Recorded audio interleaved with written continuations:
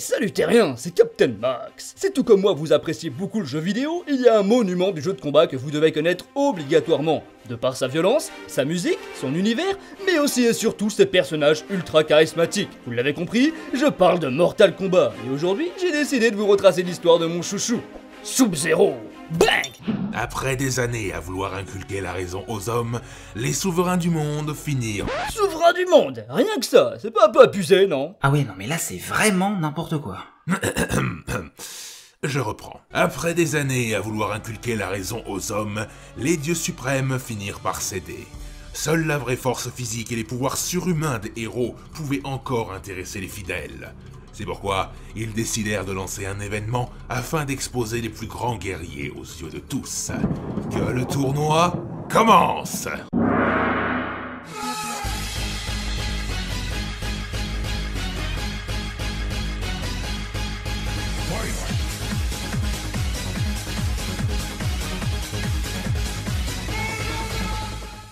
Round 1. Sub-Zero, Bi-Han.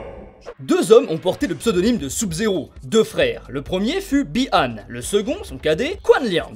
Ils descendent tous deux d'un père cryomancien, un magicien contrôlant la glace. Après leur naissance, ils sont amenés dans le clan des Lin Kuei afin d'être formés comme assassins. On apprend dans le jeu Mortal Kombat Mythologie Sub-Zero que le sorcier démoniaque Quan Chi engage Bi-Han pour récupérer une carte sacrée. Quand notre homme arrive à son emplacement, il rencontre alors son rival issu d'un clan adverse et connu sous le nom de Scorpion. Après une lutte acharnée, c'est finalement le ninja de glace qui remporte le combat et la carte. Après avoir apporté l'objet à son employeur, celui-ci lui confie une autre mission, rapporter une amulette. Mais lorsque tous les artefacts sont entre les mains de Quan Chi, Sub-Zero est accosté par Raiden, le dieu du tonnerre, qui lui explique les dangers de ses actes. Car l'objet volé est en fait l'amulette de Shinnok, un trésor des dieux offrant d'incroyables pouvoirs à son porteur, comme l'immortalité, la possibilité de se téléporter, et bien d'autres encore. Bien décidé à réparer ses erreurs, il se rend au Netherrealm, la prison des âmes, afin de récupérer l'amulette. Mais une fois à l'intérieur, il tombe à nouveau sur Scorpion, ressuscité et désormais doté de pouvoirs de feu. Scorpion lui demande alors pourquoi il l'avait tué lui, sa famille et tout son clan. Bi-Han ne comprend pas et tente de lui expliquer qu'il n'est pas le responsable de ses meurtres, mis à part le sien, bien sûr. Mais empli de haine, Scorpion l'attaque quand même, mais échoue une nouvelle fois face aux capacités de l'assassin du Lin Kuei. Par la suite, tous les plus grands guerriers participent au tournoi Mortal Kombat. Pour son premier duel, Sub-Zero connaît la défaite des mains de la militaire Sonya Blade. Pour son deuxième combat, il se frotte à Scorpion, ressuscité à nouveau pour qu'il puisse venger les siens, persuadé qu'il est de la culpabilité de Bi-Han.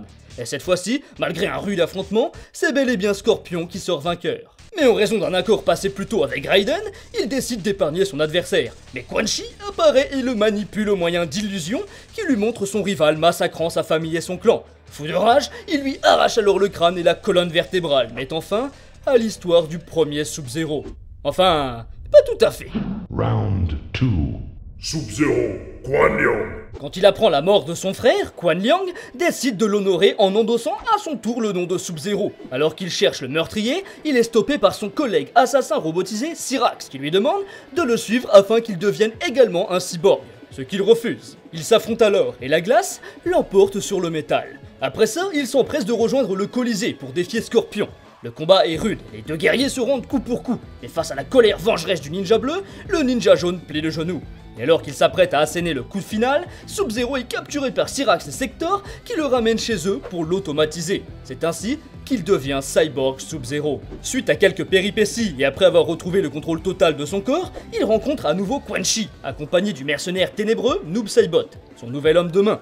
Ce dernier agresse Quan sous prétexte qu'il n'est pas le véritable Sub-Zero et qu'il ne mérite pas ce nom.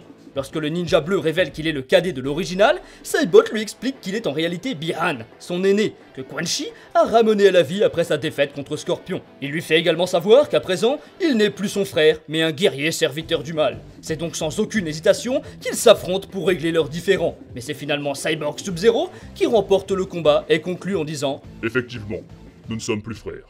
Round 3. Mortal Kombat 10, le comics. Dans le comics Mortal Kombat 10, on retrouve plus ou moins la même histoire, avec quelques différences. Ici, c'est bel et bien Bi-Han, le premier Sub-Zero, qui a tué la famille de Scorpion après lui avoir arraché la tête et la colonne vertébrale avec, tant qu'à faire. Une fois ressuscité par Quan Chi, notre ninja jaune réussit à venger ses proches en éliminant l'assassin. De son côté, Kuai Liang, en quête d'une dague divine, se fait attaquer par Kano, le chef des dragons rouges, qui lui inflige sa fameuse cicatrice à l'œil droit. Il lui explique ensuite que cette dague est maudite et que ceux qu'elle blesse sont possédés par un démon. Il réussit à s'échapper et se retrouve par la suite traqué par son ancien clan, les Lin Kuei, dont les membres sont entre-temps devenus des cyborgs. Il désire en effet le tuer depuis qu'il les a abandonnés, car personne ne quitte le clan sans mourir. Oui, enfin en même temps ça paraît un peu sévère comme ça, mais dans un clan d'assassins tu t'attends à quoi? Un pot de départ? Et alors qu'il s'oppose à eux, il dégage une énorme puissance en se coupant avec le couteau des dieux.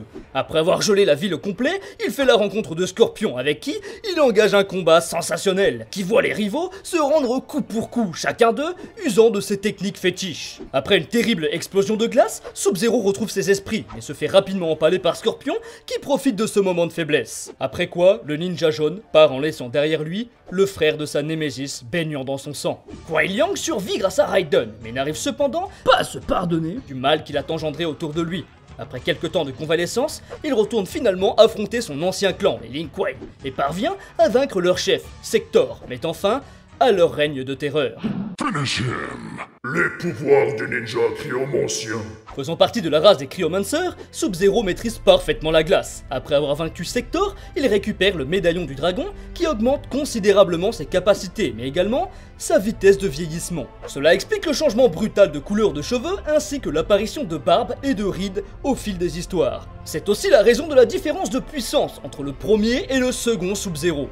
Membre d'un clan d'assassins, il possède diverses compétences physiques de ninja ainsi que de très bonnes techniques de combat qui font de lui un ennemi redoutable aussi bien à distance grâce à ses pouvoirs de glace qu'au corps à corps. Bon, même si on a pu le voir dans de nombreux médias comme les comics ou les films, il ne faut pas oublier qu'il est issu d'un jeu vidéo de combat, ce qui signifie qu'il dispose d'une belle palette de coups perso. Voici donc une liste non exhaustive où chaque technique a son petit nom. Ice Blast. Sub-Zero lance une boule de glace afin de paralyser son adversaire. Slide. Rien de tel qu'un peu de glace au sol pour faire de belles glissades. Ground Ice. Parce que oui, quand ce n'est pas lui qui glisse avec grâce sur la glace, ça finit souvent par de la casse. Ice Clone. Technique très pratique qui consiste à créer un clone de glace servant de barrière qui gèle quiconque s'en approche. Téléport Tombstone. Notre ninja se cryogénise, puis disparaît en s'écrasant au sol pour réapparaître dans le dos de l'adversaire. Bon, après qui dit Mortal Kombat dit forcément Fatality. Et dans sa longue liste de techniques d'achèvement, on retrouve bien souvent des cryogénisations de ses ennemis, suivies d'un coup de grâce qui explose certains de leurs membres. Voire même leur corps en entier en fait. Eh bien voilà, je pense avoir résumé du mieux possible les origines du ninja de glace de Mortal Kombat. Et si vous voulez une réponse à la grande question de Qui est le plus fort entre Sub-Zero et Scorpion? eh bien je vous invite à regarder la vidéo de Mizura au sujet de ce dernier. Même si en réalité on sait tous que le plus fort c'est sans hésitation Sub-Zero. Raiden wins. Fatality. J'espère que cette vidéo vous aura plu, si c'est le cas, n'hésitez surtout pas, mais alors surtout pas à liker et partager la vidéo. N'hésitez pas non plus à me dire dans les commentaires ce que vous avez pensé de cette vidéo, ainsi que ce genre d'événement en commun que l'on fait avec Mizura. Sur ce, je vous remercie une fois de plus pour votre soutien et je vous dis à très bientôt, Terrien.